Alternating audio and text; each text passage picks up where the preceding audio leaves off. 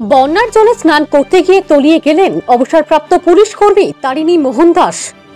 বড়খোলা সমষ্টির ডলুজিপির কালীনগর প্রথম খণ্ডের বাসিন্দা ৬৪ বছর বয়সী তারিণী মোহন দাস রবিবার সকালে বাড়ির কাছে জাটিঙ্গা নদীর বন্যার জলে স্নান করতে গিয়ে তলিয়ে যান।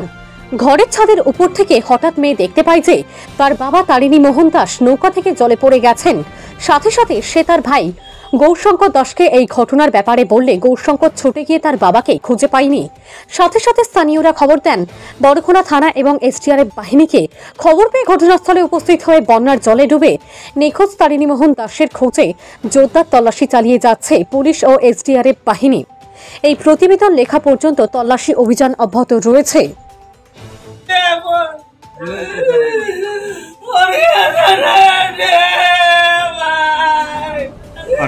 কালীনগর পাটন বিষয়টা কিরকম হয়েছে আপনার?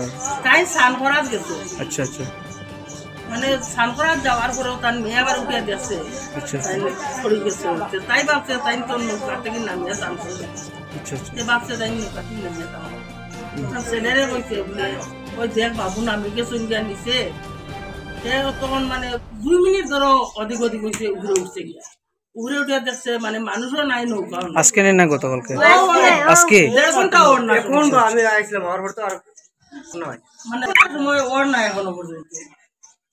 নৌকা দেখছে ও করো আই গেছে মানে নৌকা দেখছে দেখার পরে কইছে বলে ইয়ে করো। নৌকা তো দেখা যাবে না, থানে তো দেখা যায় না। ও মানে আরো 2জন মানুষ আসলো আর কি বলে আমরা নৌকাটা আগে করে টুকাটুকি করতে করতে পুলিশ অফিসার আসলো। ছেলে মেয়ে কয়জন? ছেলে 2টা মেয়ে 2টা। ছেলে উপযুক্ত নেই? ওই তো একটা ছেলে আর মারটা। আপনি নিয়েছিল? আপনার নামটা কি? মেয়ে কয়জন? মেয়ে একটা বিয়া দিয়েছে, একটা ওই পিছুর গেছে কিন্তু তারা লোকে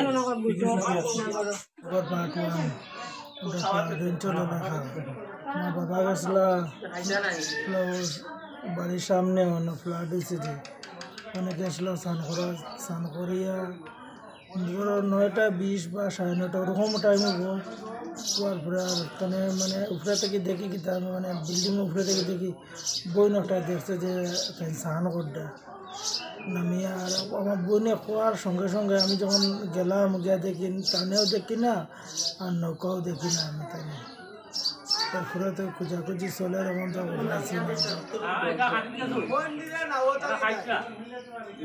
নাম তারিণী মোহন দাস।